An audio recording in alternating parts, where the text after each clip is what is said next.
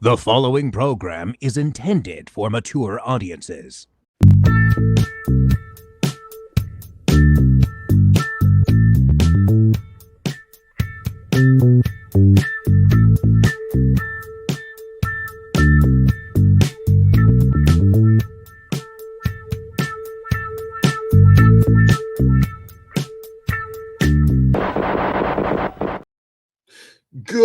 Greetings, Flesh Wound After Dark freaks, and welcome to some more Black Emanuelle. I'm Flesh Wound Dan, or Flesh Wound Dan, because I forgot to do sexy voice. Nope. And I'm joined by producer Todd.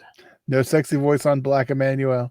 We've already. There's no more sexy in your voice when you've recorded like 50 shows in a row. It's funny. The sexy's gone. Well, I'm like Shawn Michaels now, present day. Mr. Peanut Shawn Michaels. I just have no more sizzle left, Todd. Oh geez, it's funny watching the opening. My brain still tries to decode what I'm watching. Like I think I just saw a titty. I lost my smile. YouTube, I guarantee you do not. Lost my smile and my good looks. What can I say? But nonetheless, we are here to cover more Black Emanuelle and Disc 7 to be specific. Disc 7. I'm past the point where I can remember what disc, but well, I got you. Thank you, Todd. So we're gonna kick it off with we're kind of getting into that not really Black Emanuelle run at this point. So she's not really Emanuelle, she's Ava. I thought it was weird when they included a lot of these in the box set and didn't just call it like the Laura Gemser box set, but I get it. Black Emanuelle, and there's also retitled to make them Black Emanuelles. Mm-hmm. So I get it, but the exclusion of the alcove, which people bitched about, I understand because Black Cobra Woman's in here. Yeah, I get that. I mean, it was at a point like even some of the mainstream stuff she did, like that TV movie that she did with Emanuelle's Book Club was the retitle. I would have liked to see her keep going mainstream, just like you said. It's just like it's some romantic comedy with I don't know, Robert Redford, and it's just like Emanuelle. Oh yeah, it's definitely getting retitled in Italy. You just got a lot of like angry Italian dude. She didn't get naked once. It was just about Robert Redford finding her lost puppy. Not nary a titty in sight. What's going on here? So interesting set. They tried to sort of slap Emanuelle on anything because Laura Gemser, you just saw her face and you thought Emanuelle. I'm surprised we didn't get Emanuelle versus the Troll. Well, that would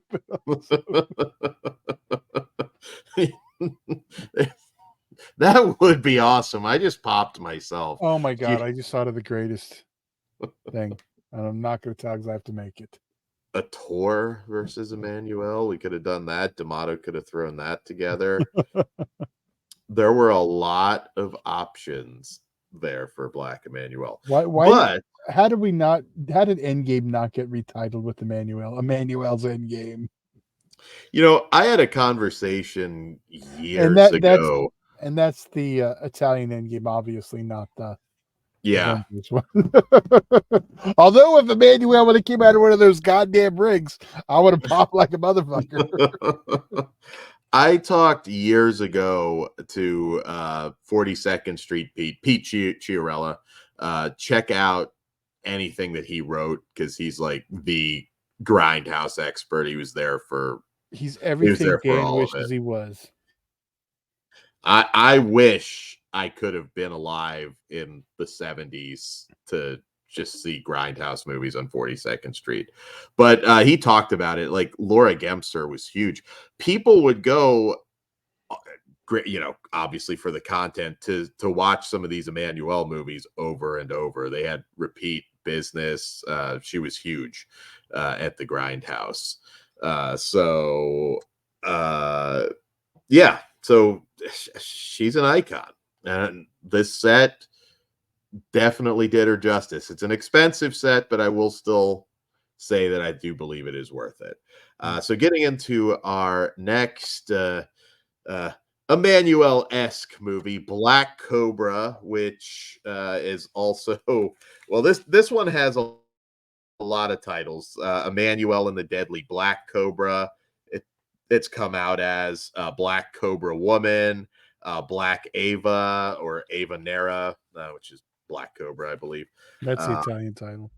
yeah, so it's this one's had a lot of releases under a lot of different titles, but on this set, it is just Black Cobra. And in Black Cobra, Ava, played by Laura Gemser, comes to Hong Kong. Seeing Ava perform with the snake, Judas, played by the legendary Academy Award winner Jack Palance, gets interested in her. He showers her with gifts, and she moves in with him and his snakes. Things, however, get grim when Judas's brother, Jules Carmichael, played by Gabriel Tinti, causes a very deadly love triangle. And so in this film, this one's really kind of fascinating to watch, because you forget just how big of a star Jack Palance was. And I mean, he was in so many different classic films in his day, that uh, I mean, it's amazing. He did City Slickers after this. This was such a different time that you could end up in uh, a movie like this, and still do big mainstream things. And Jack Palance, he was mostly known for playing villains. Although Curly, of course, in City Slickers was beloved by all. He had a really good career in Europe, despite being a big Hollywood star of films like 1950s Panic in the Streets, a personal favorite, the Oscar-nominated Sudden Fear. He was in Shane, where he plays a great villain. Man in the Attic from '53, I believe, and oddly enough, won the Oscar for 1991 City Slickers, which is You left out one important thing. what? The first thing I think of when I think of Jack Palance. That is the television series. Oh, which And one? that is Ripley's Believe It or Not. Oh, yeah, yeah. His Watching this, his voice for that show is kind of like Unsolved Mhm. Mysteries. You kind of just, for me, those voices and the shows go together. And I would get a lot of shit if I didn't mention of also Batman, Batman '89 from Pugs. So yeah, he managed. This guy would go. He would do a movie with Joe D'Amato or Jess Franco. Although he was in Jess Franco's most expensive film, but he would do all of this and still just kind of jump around. It was interesting how actors could really do that back at this time. Uh, One that I thought of that I don't believe has ever had any kind of physical media release. It might have had a VHS, obviously, but Ebenezer. It was the Christmas Carol Western set film that he was in, which I remember kind of liking. It was different, it was Old West, and it was kind of a cool take on Christmas Carol. So track that down if you can. It's one that, God, I haven't watched in years, and I'd like to check it out again. But Also one of my favorite action movies, Tango and Cash. he was, yeah, and Marquis de Sade's Justine, which he did for Jess Franco, I believe Franco's most expensive film that he ever did, kind of at the height of his career. He was also a big action guy. He did The Mercenary for Sergio Corbucci, one of my all-time favorite spaghetti westerns. Also did Companeros for Corbucci. Dracula, I think he's a very underrated Dracula in Dan Curtis's film. Yeah, amazing actor, and very cool to see him do a sort of Black Emanuelle film. I think probably maybe not having the Emanuelle title on this one might have helped him as far as signing on for it. Maybe Black Cobra or Deadly Black Cobra sells a little bit better than well, you know. Are we getting snakes ending up places they shouldn't be in this Black movie? Emanuelle Cobra.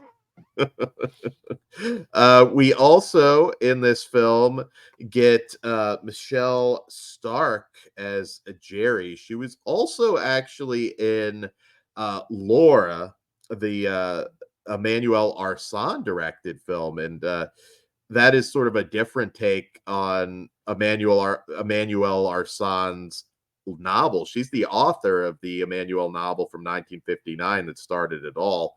Although it's kind of widely rumored that her husband, Louis Jacques Roulet Adrian, I believe he's got a long name, was the actual author of that book. But she directed that film, and Michelle Stark is also in that. She kind of called it a career when she appeared in 1984's Bachelor Party, the Tom Hanks sex comedy, one of the best of all time. We also get Ziggy Zanger in this one. There's a lot of cast carryover with the other film that we're going to talk about after. But Ziggy Zanger was also in Black Velvet, which we'll talk about later. She also did the Bruno Mattei sex comedy from 1976, Little Cousin My Love, which I believe is kind of obscure. I can't even remember. I think I've seen it, but I think that one's a little bit harder to get a hold of. We also get Jenny Liang, also known as Chen Ni Liang. She plays a dancer here, but also appeared in a lot of classic films, including Shaw Brothers horror films, Corpse Mania, Bewitched, T.F. Mao's Lost Souls. That's a good one. And Chewy Hark's Dangerous Encounters of the First Kind. And rounding it out, familiar face, Koki Mahoko, who played G in Emanuelle in Bangkok, and also appeared in Emanuelle in America. She's back here, and you will certainly recognize her if you don't know the name. So in this one, we kick it off in really typical Emanuelle style, with some beautiful stock airport footage, and then as Ava arrives in Hong Kong with Jules, played by Gabrielle Tinty, who she seemingly got to know on the plane. And Jules talks his brother, the snake-obsessed Jack Palance, into... And I apologize. Yeah, Jules gave Gabrielle Tinty. Judas is Jack Palance, if I said that wrong. So he talks Judas, who is the snake-obsessed brother, into going to check out Ava's show, and Judas becomes smitten with Ava during her topless snake charm dance. Who wouldn't be? He also sees Emanuelle and her lover playing hide the finger under the table at dinner. I'm sure they left that out of the script for old Jack. And yeah, this one, again, it's not an Emanuelle film. It's a little bit more, I don't know, story driven's not the word I'm necessarily looking for, but her character is distinctly different too, which I get it. I know some people wanted some of these titles left off the set so it would be a little bit cheaper and just put them out separately. I am personally glad that they're here. And Jack Palance is playing somewhat against type. He's not as sinister as you would expect in this role. He's just kind of a snake geek. Really, it's a little bit different. Not that he couldn't play different, but he was just always known as that gruff villain type. Um, and there's some typical black Emanuelle misogyny on hand here. Ava has a boyfriend that gets a little bit rough with her in this one. And for some reason, it's always okay. They just fuck, and that's the end of it. In typical black Emanuelle fashion. And there are some, solid erotic scenes. They don't linger as much. Again, that might be partially a Jack Palance thing. There is a pretty sexy massage scene with Ava and Jerry. That's pretty cool. But for the most part, this is kind of a battle of kind of a sibling rivalry movie, sort of competing for the love of Ava. And it's just like there's some stuff that almost feels tacked on, like we get a rat fed to a snake. There's a really fucked up scene towards the end where there's comeuppance on one of the brothers. Let's just say one of the brothers that was a real piece of shit, and there is like a really nasty revenge scene at the end that involves a snake going places a snake should not go. So there's that. Like I said, there is the brief animal cruelty, unfortunately, with a snake being skinned, but for the most part, this is kind of black Emanuelle light. There's nothing in here like an Emanuelle in America or anything like that. But it does have, if you want to count it as a black Emanuelle movie, it has one of the best endings. The ending is pretty wild. What did you think of Black Cobra, Todd? You're muted, Todd. I enjoy this one. I remember pretty sure Black Cobra Women's the first title I saw it under, which I still call it that. So I'm trying to just Black Cobra, but whatever. I probably have a couple times too, but you know what we're talking about. But that's just the title I think that's most known in the US. Mm-hmm. Although it's never had a solid release, which until now, that's the one thing I want to say. I used to see shitty VHS rips and just crappy things. To actually be able to see it was, yeah, it had a Code Red release that was fine, but this is definitely better than that. Was that the one with the horrid cover? Yeah, Emanuelle and the Deadly Black Cobra was the title they. Oh, I forgot about that. Okay, yeah, okay. Yeah, but, which even the DVD, this is an upgrade. Yeah, it is. But I did forget there was that one too. So that one was at least passable. Well, yeah, it looks great. Yeah, I think I'm gonna go back to it's not an Emanuelle film, and that's like my one thing, my biggest thing about it. But it's Laura Gemser, like I like the Alcoves one that I do enjoy also. It's just a different one. So she doesn't always have to be Black Emanuelle. Yeah. And I think Palance is really fun in this one. So he's always entertaining to watch, no matter what he does. Yeah, this was also shot back to back with Emanuelle in Bangkok. And there were other names. Hot Pants, I think it was put out. Emanuelle Goes Japanese, which is like totally racist because it's Hong Kong, but that it was put out in some places as Emanuelle. Is that in America? I don't believe America. It was also known as Erotic Ava.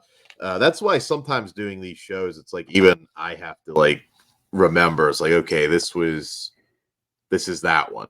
It does get confusing because there's a lot of these, and then there's a fucking insane amount of these that are not that are in that Emanuelle universe that are not all not all.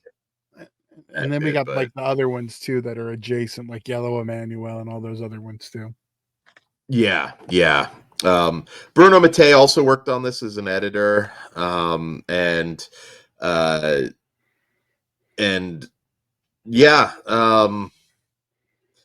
the audio commentary from Sam Dagan is always, you get a lot of backstory and information on this. They talk a little bit about some of Laura Gemser's other roles, Voyage of the Damned, Bushido Blade that she did with James Earl Jones, and the TV movie that she did, Love Is Forever, from 1983, that did really well. But I think that was kind of leading to her wanting to make an exit from acting, because they made her use a different name in the credits because they didn't want anybody to recognize her from the sex films that she did. And again, I've talked about this on previous episodes. It's too bad, because she really did have a presence about her that I think she was capable of doing more. But, alas, wasn't meant to be. And all the extras are really good. I'm not going to run them all down, but you do get From Prague to Hong Kong, an interview with actress Michelle Stark that runs about 13 minutes. Still shockingly lovely woman. I think it's a newer interview. And she talks about fleeing her home country of Prague for Germany, moving to Rome, and then falling into the film world. She has a cool story about doing LSD in Berlin with Helmut Berger, which had to be a trip, literally. She said Jack Palance was kind of an asshole, which made me sad, but that's just her opinion. So, and what else do we get here? That's one of the big ones. And yeah, so Black Cobra, Todd, what do you rate it? On Black Cobra, I'm a 3.5. I do like this one. Sweet. I'm a 3.5 as well, because I really like Palance, and I think that ending sealed it. I mean, what they do with the snake, I thought it was a very satisfying ending. And some of these movies don't always have satisfying endings. So yeah, that raises it up for me. But not really The next an Emanuelle title, movie. I will not be calling Black Velvet. I'm just telling you that now. Okay. Well, you can call it whatever you know it as, Todd. That works. But our next film, according to the DVD, I'm all over the place. According to the Blu-ray, is Black Velvet, from director Brunello Rondi. And in this film, glamorous but passive and browbeaten fashion model Laura and her abusive photographer husband Carlo go to Egypt to visit Laura's wealthy friend Crystal. While staying at Crystal's palatial abode, Laura befriends Crystal's free-spirited daughter Pina and falls under the charismatic spell of shifty spiritual guru Horatio. So definitely not an Emanuelle movie. This one is something very, very different. But different's not a bad thing. So a little bit on our actually, let's talk a little bit about some of the alt titles. I was going to say, I set it up. Come on. It was also known as Smooth Velvet Raw Silk. What do you know it as, Todd? Obviously, it's White Emanuelle, Black Emanuelle. There you go. That's the big one. What was the one Full Moon released it under? I want to say it was that. Or was it Black Velvet? No, it was. I can't remember. It's somewhere over there. Yeah. There are a lot, and it's very confusing sometimes. But in the cast in this one, we have Annie Bell, the French actress, who was actually dating Al Kleiber at the time, who plays our spiritual guru Horatio in this film. Of course, Al Kleiber is exploitation, horror, royalty, as far as I'm concerned. Annie Bell was known for she did the non-Laura Gemser film Teenage Emanuelle, and one day at the end of October, she played one of the leading roles of Lisa in There we go. House on the Edge of the Park. She was also featured in Joe D'Amato's Absurd. She was in one of my personal all-time favorites, Jean Rollins' Lips of Blood, and The Alcove, also for There Joe we go. D'Amato. Annie Bell's not a name that you hear about often. She's no household name, but she made some classic films with some amazing directors. So I always think it's important to highlight that Annie Bell should get more love. Gorgeous woman and lots of movie memories. We also have Neves Navarro, who plays Crystal. She's a Spanish actress, also known as Susan Scott, which might be a more familiar name to cult film enthusiasts. She was the wife of director Luciano Ercoli. Uh, She's known for spaghetti westerns, A Pistol for Ringo, and its sequel, Return of Ringo, which Arrow Video actually put those both out on Blu-ray. She was in Emanuelle and the Last Cannibals. She also had a big role in All the Colors of the Dark, a great giallo, Forbidden Photos of a Lady Above Suspicion. She did Adios Sabata, So Sweet, So Dead, Death Walks on High Heels, Death Walks at Midnight, and just for you, Cliff Booth, I know you're a big fan, The Big Gun Down. So yeah, she's also legendary. And another interesting casting. I mean, I know a lot of you probably won't know this name, but Fyodor Shalapin Jr., who was a Russian-born actor. He was actually a silent era character actor, who did For Whom the Bell Tolls with Gary Cooper. He played Professor Arnold in Dario Argento's Inferno, which is what a lot of people might know him for. He was Robert De Niro's father in Stanley and Iris. He was in Moonstruck. He also did a great film with Sean Connery called In the Name of the Rose. And Sean Connery famously said about him, he's deaf and blind, but he'll steal every goddamn scene from you. Great actor. Another one, I feel like not a lot of people know him, but you should check out some of his work because it's stellar. So we open this movie in Egypt. There's just this beautiful temple. It's not really an Emmanuel movie, but goddamn, they got the exotic locales down. It's beautiful. And we see Crystal, who is this very wealthy woman. She's being washed by a servant in the shower. We kind of set her up. There's a lot of characters within this film. Then we follow Carlo and Laura, played by the beautiful Laura Gemser, as they drive through the desert for a photo shoot. And Carlo's kind of a dick. It's one of the more dickish roles from Gabrielle Tinti, because he's making her do a photo shoot with a dead dog. It's pretty rough. Makes her lay on the dead dog, and he's very demeaning and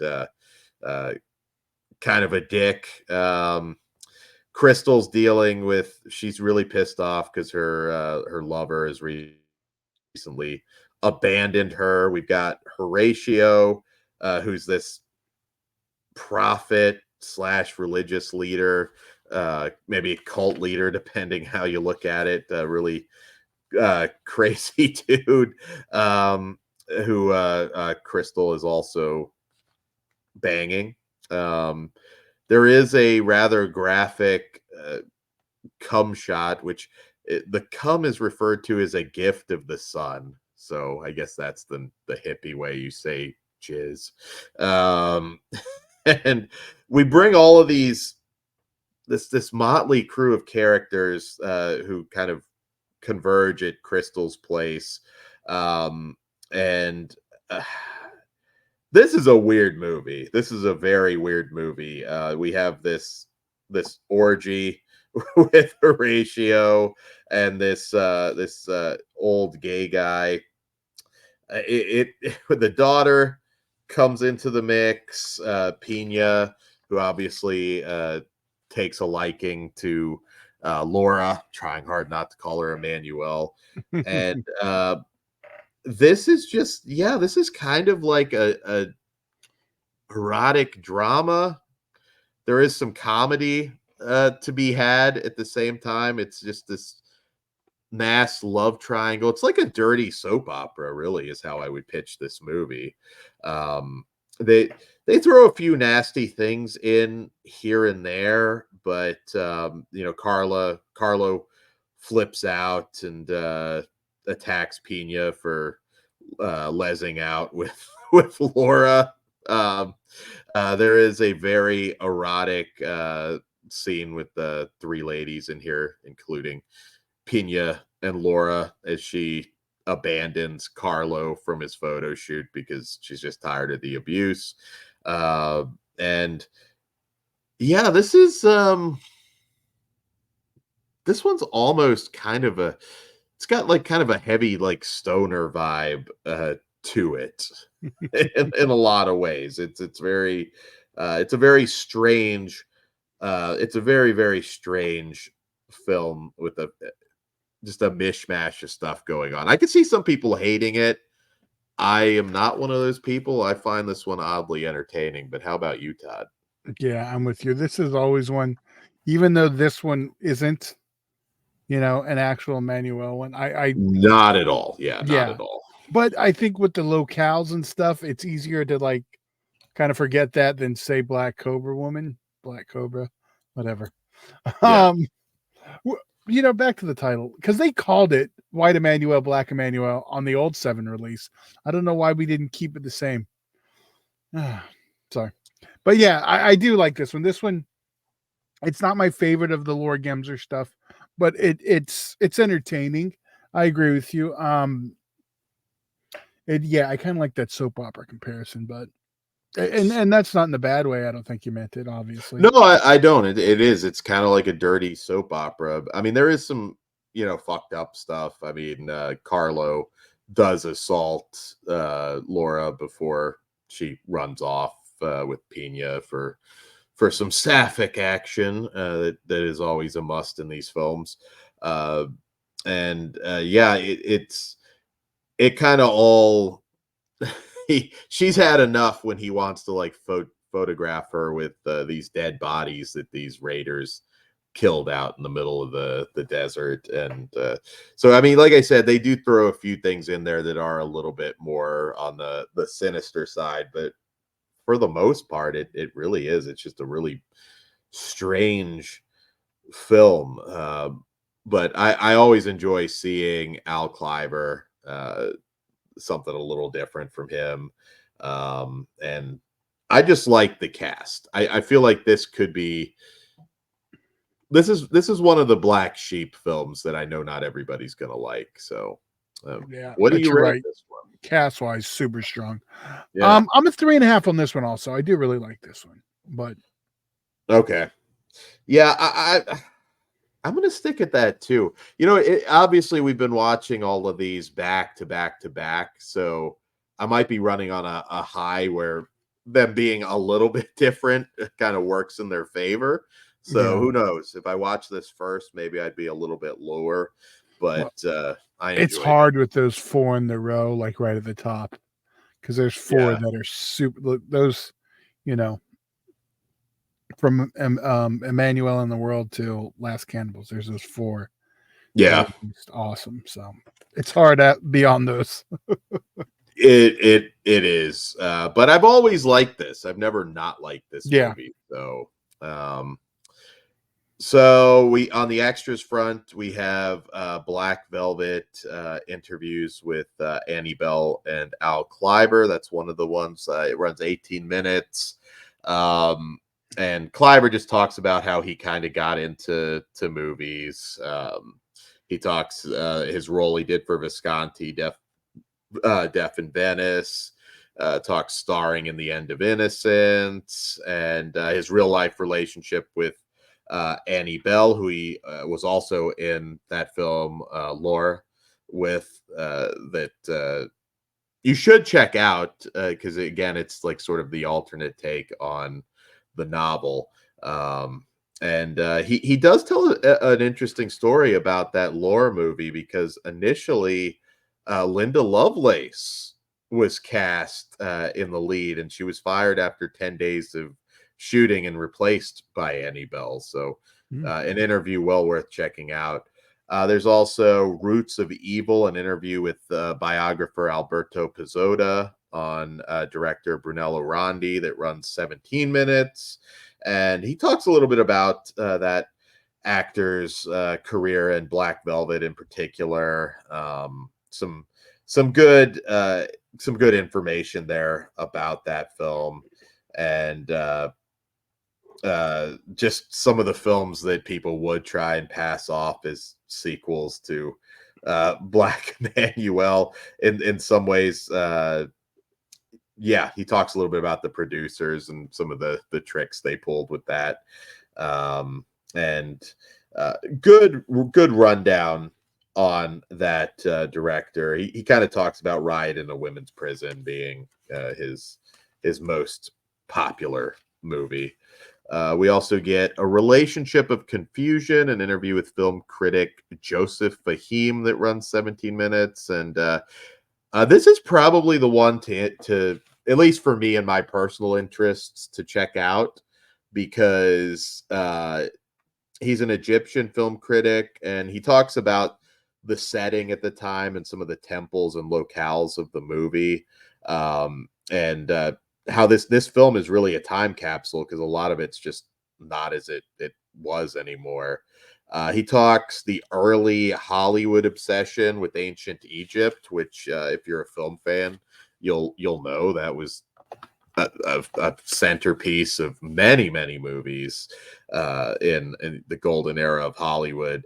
And he has some background, because even I'm not an expert in Egyptian cinema. He talks Egyptian filmmaker Shadi Abdel Salam, who made the 1969 film The Mummy, Night of Counting the Years.